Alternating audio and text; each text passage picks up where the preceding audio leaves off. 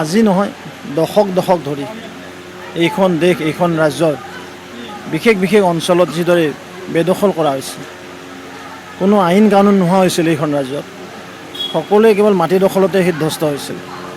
আৰু তাৰ পৰিত্ৰাণ বিচাৰি মহামান্য কোৰ্টেও জাজমেণ্ট দিছে যে যিবিলাক মাটি এনক্ৰচমেণ্ট হৈ আছে, পাহাৰৰ মাটি হওক, ফৰেষ্টৰ মাটি হওক, বা যিবিলাক VGR PGR কেটল গ্ৰেজিং গৰু চৰণীয়া পথৰ, এইবিলাক উদ্ধাৰ কৰাৰ নিমিত্তে এইখন চৰকাৰে কাম কৰিছে। মই মাননীয় মুখ্যমন্ত্ৰী মহোদয়ক ধন্যবাদ জ্ঞাপন কৰিছোঁ। লাখ লাখ হেক্টৰ মাটি অবৈধ বাংলাদেশী কবলৰ পৰা উদ্ধাৰ কৰিবলৈ সক্ষম হৈছে আৰু নিৰন্তৰ গতিত এই প্ৰক্ৰিয়া চলাই যাব লাগে। আৰু নিশ্চিতভাৱে অসমৰ জনগণে, খিলঞ্জীয়া জনগণে ইয়াত আশীৰ্বাদ কৰিছে। খিলঞ্জীয়া জনগণৰ এটাই দাবী, সেই পমুৱাসকলৰ দবদবনি ইয়াত নচলিব। আমাৰ মাটি, আমাৰ ভূমি, আমাৰ খেতি আমাৰ হাতত আনিব লাগিব। আৰু সেই নিমিত্তে এইখন চৰকাৰে মহামান্য উচ্চ ন্যায়ালয়ৰ নিৰ্দেশ মৰ্মে এই কামভাগ কৰিছে। যিটো পাৰ্টত বৰম্বৈ মোৰতাত নবৰী ৰেভিনিউ ভিলেজ বাগদাহে পৰে। যদি আমাৰ অন্তৰ্গত হয় মনাগুচি গাঁৱৰ যদি অন্তৰ্ভুক্ত হয়, মনাগুচি ৰাইজে এখন এপ্লিকেশ্যন দিয়ক আৰু ইমিডিয়েট সেইখন আমি উপায়ুক্ত ডাঙৰীয়াক ফৰৱাৰ্ড কৰিম।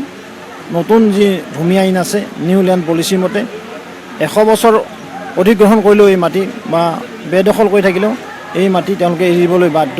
কাৰণ ইয়াত সন্মানীয় জিলা উপায়ুক্ত ডাঙৰীয়াক আমি নিউ লেণ্ড পলিচি মতে তেওঁলোকক কৰা হৈছে, এম্পাৱাৰ কৰা হৈছে। তেওঁলোকে এপ্লিকেশ্যন পোৱাৰ এমাহৰ ভিতৰত এই মাটি উচ্ছেদ কৰিব লাগিব। চাওক, দালালসকলো আঁতৰি যোৱাৰ কাৰণে অনুৰোধ জনাইছোঁ। তেওঁলোকে জাতিটোক লৈ খেল নেখেলিব। এছামে যিদৰে খেল খেলিবলৈ আছে, আজি লেফ্ট লিবাৰেলেই হওক, বামপন্থীয়ে হওক, ৰাইজৰ দলে হওক, কংগ্ৰেছেই হওক, তেওঁলোকৰ চৰিত্ৰ অসমৰ ৰাইজৰ আগত উদঙাই দিছে। এফালে চৰকাৰে এভেকশ্যন কৰিছে, অন্যফালে তেওঁলোকে ভোটৰ মৰমত ইমানেই চেনে তেওঁলোকৰ প্ৰতি, আৰু তেওঁলোকে তেওঁলোকৰ মুখত যে চুমা খাইছে, কিছ কৰিছে, তেওঁলোকক ভাত বনাই খুৱাইছে ইমানেই দৰত যে এইখন চৰণীয়া পথাৰ হৈ যাওক। কিন্তু আমিও কৈছোঁ এই প্ৰক্ৰিয়া নিৰন্তৰ চলিব। মাননীয় মুখ্যমন্ত্ৰী মহোদয়ৰ অসমৰ জনগণৰ আশীৰ্বাদ আছে।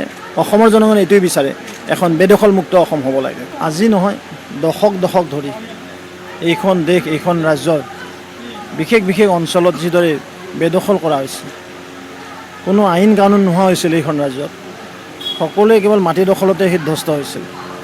আৰু তাৰ পৰিত্ৰাণ বিচাৰি মহামান্য কোৰ্টেও জাজমেণ্ট দিছে যে যিবিলাক মাটি এনক্ৰচমেণ্ট হৈ আছে, পাহাৰৰ মাটি হওক, ফৰেষ্টৰ মাটি হওক, বা যিবিলাক VGR PGR কেটল গ্ৰেজিং গৰু চৰণীয়া পথৰ, এইবিলাক উদ্ধাৰ কৰাৰ নিমিত্তে এইখন চৰকাৰে কাম কৰিছে। মই মাননীয় মুখ্যমন্ত্ৰী মহোদয়ক ধন্যবাদ জ্ঞাপন কৰিছোঁ।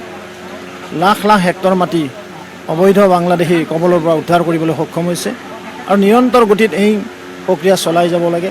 আৰু নিশ্চিতভাৱে অসমৰ জনগণে, খিলঞ্জীয়া জনগণে ইয়াত আশীৰ্বাদ কৰিছে। খিলঞ্জীয়া জনগণৰ এটাই দাবী, সেই পমুৱাসকলৰ দবদবনি ইয়াত নচলিব। আমাৰ মাটি, আমাৰ ভূমি, আমাৰ খেতি আমাৰ হাতত আনিব লাগিব। আৰু সেই নিমিত্তে এইখন চৰকাৰে মহামান্য উচ্চ ন্যায়ালয়ৰ নিৰ্দেশ মৰ্মে এই কামভাগ কৰিছে।